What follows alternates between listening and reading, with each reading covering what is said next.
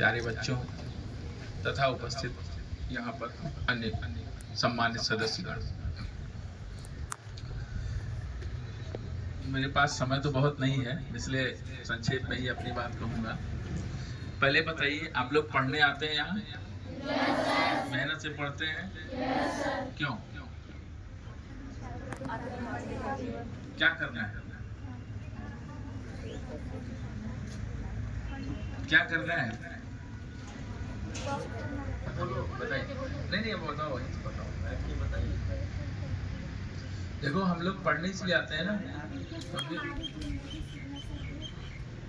बिना पढ़े भी सुधर सकते हैं। क्योंकि आप देखते होंगे आपके बगल में कोई दुकान वाला है, वो कुछ नहीं पढ़ा है, बढ़िया दुकान कर रहा है, पैसा आ रहा है, कार से चल रहा है, ऊंचा बिल्डिंग बनाए हुए है, पढ़ने की क्या जरूरत है? देखो, हम लोग पढ़ने इसलिए आते हैं ना कि हम लोग काबिल बन सके। और जितनी बातें अभी यहाँ हुई, जैसे एक बात आई पलायन की समस्या है। देखते होंगे आपके घर में, आपके घर के अगल बगल के बच्चियां जो 17-18 साल 20 साल की, वो काम करने दिल्ली जाती हैं ना? क्यों जाती हैं? ठीक नहीं। क्यों ठीक नहीं है? क्योंकि उसके माँ बाप काबिल नहीं बन पाए, और काबिल न बन पाने का खमियाजा उनके बच्चों को भुगतना है। एक लाइन में हम लोग ये, इसलिए सबसे पहला चीज तो हम लोगों को ये देखना है कि हमको पढ़ लिख करके काबिल बनना है, और इतना काबिल बनना है कि हमको वो समस्या ना आए या हमारे बच्चों को वो समस्या नहीं आए। ठीक है? तो हम लोगों को पढ़ाई का जो मेन उद्देश्य है वो सिर्फ यह है कि हमारे अंदर काबिलियत आ जाए। अगर आदमी काबिल है, वो कहीं भी रहेगा। अगर आप काबिल हैं तो आपको दिल्ली मुंबई जाने की जरूरत नहीं है, आप यहीं पे अपना काम कर सकते हैं, अपने समाज को कुछ ना कुछ दे सकते हैं, और ये पलायन की समस्या खत्म हो जाएगी। ठीक है? तो हम लोगों को सबसे पहला चीज ये रखना है, मेहनत करना है, इतना मेहनत करना है, अपने अंदर इतना टैलेंट पैदा कर लेना है कि आपको जीवन में आगे चलकर ना आपको और ना आपके बच्चों को कोई समस्या आए। मेरी बात समझ रहे हैं ना? अब मैं थोड़ी सी बात विषय पर आता हूँ। देखो, आप सभी लोग जानते हो कि हमारे संविधान में 3 अंग हैं हमारे देश को चलाने के लिए। जिले में कौन कौन होता है? डीसी साहब होते हैं। किस लिए होते हैं? जानते हैं? डीसी साहब का नाम सुने हैं? नहीं सुने? क्या काम होता है उनका? उनका काम क्या है? एसपी साहब का क्या काम है? नहीं पता? पुलिस का काम देखे हैं? पुलिस का क्या काम होता है? चोर को पकड़ना। इसके बाद तो जो 3 पार्ट हैं, डीसी साहब का काम है कि जितना भी कल्याणकारी योजना है, आम नागरिकों को सरकार की जो योजनाएं हैं उन तक पहुंचाना। ठीक है? उनके नीचे उनकी मशीनरी है, उनके एसडीओ साहब हैं, बीडीओ साहब हैं, सीओ साहब हैं, जो आते हैं गांव में। किसी को अगर मान लो इंदिरा आवास मिलना है, किसी को मनरेगा में काम मिलना है, तो वो सब काम उनका है। ठीक है? बात समझ रहे हैं मेरा? एसपी साहब के नीचे एक मशीनरी है, उनका अपना थाना है, उनके अपने पुलिस है। उनका काम है समाज में जो गलत कर रहा है, चोरी कर रहा है, जो आप बोले, उसको पकड़ना है। इसके बाद क्या है? एक और मशीनरी है, एक मशीनरी है जुडिशरी का, जज का। जानते हैं? जिसमें हम लोग आते हैं।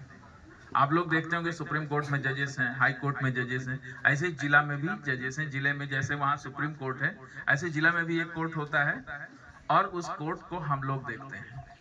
तो हम लोगों का काम क्या होता है? हम लोगों का काम 2 काम है। एक तो है कि जिसको पुलिस ने पकड़ा, वो हम लोग देखते हैं कि इसको दंड देना चाहिए कि इसको दंड नहीं देना चाहिए। मतलब अगर कोई अपराध है तो अपराधी को सजा देना। ठीक है?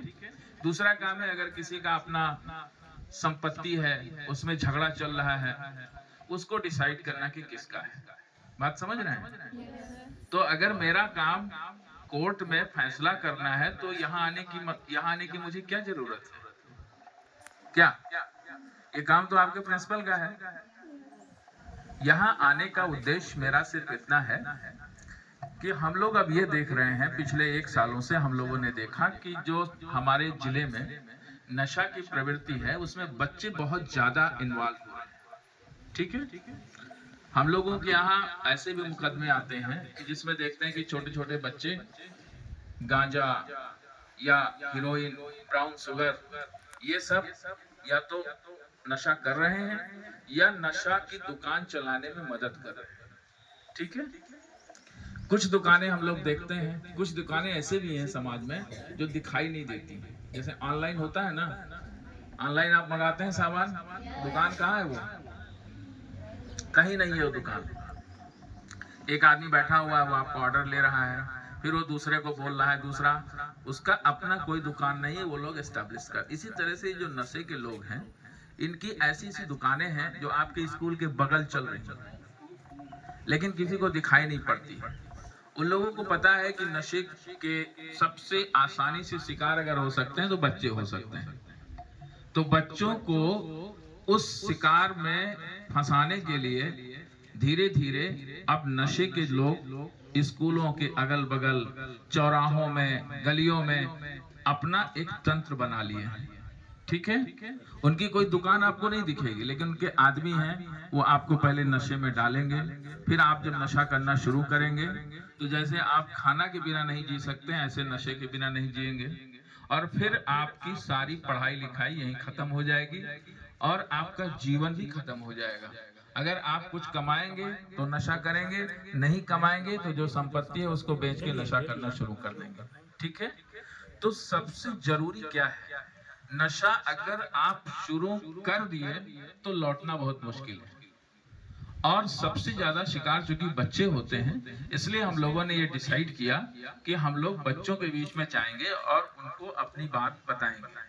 ऐसा कुछ चीज नहीं है कि जो हम बता रहे हैं वो आपको पता नहीं है, लेकिन हमको लगता है कि अगर हम लोग आकर के बताएंगे तो उसका ज्यादा प्रभाव आपको पड़ेगा। अभी थोड़ा दिन पहले हमारे कोर्ट में 3 बच्चे बनारस में जाके तैयारी कर रहे थे, घर वाले समझ रहे हैं कि वो पढ़ाई कर रहे हैं, और वो बच्चे गांजा का सप्लाई कर रहे हैं झारखंड में, उसमें गाड़ियों में गांजा भर करके इधर उधर पहुंचा रहे हैं। क्योंकि बच्चों पे लोग शक नहीं करते हैं, इसलिए बच्चों पे लोगों की नजर नहीं जाती है। अरे मैडम प्लीज, चलती है, जब तक वो कांस्टेंट चलती है तब तक वो समय बताती है। अगर वो सुई तेज चलने लगे, अचानक धीरे चलने लगे, तो समय सही बताएगी? नहीं बताएगी। इसी तरह से आपका दिमाग है, नशा करने के बाद आपके दिमाग में जो रसायन है वो आपके दिमाग को या तो तेजी से चला देगा या धीरे से चला देगा। कभी इतना धीमा कर देता है कि नशा करके आदमी पड़ा रहता है, देखें रोड पे पड़ा हुआ, वो ऐसा नहीं कि वो मर गया है, उसको सब चेतना है, लेकिन नशा ने उसके दिमाग को इतना स्लो कर दिया कि वो जहां पड़ा है वहीं पड़ा है, खड़ा करिएगा फिर गिर जाएगा। ठीक है, तो जो नशा का दुष्परिणाम है वो हमारे दिमाग से सीधा, इसका संबंध हमारे दिमाग से, और अगर दिमाग को प्रभावित कर देगा तो अभी आपकी मैडम जो कह रही थी कि जीवन एक मौसम है, सम है और विषम है, और एक लाइन उन्होंने आगे और कहा था कि मानसिक संतुलन को नहीं खोना है।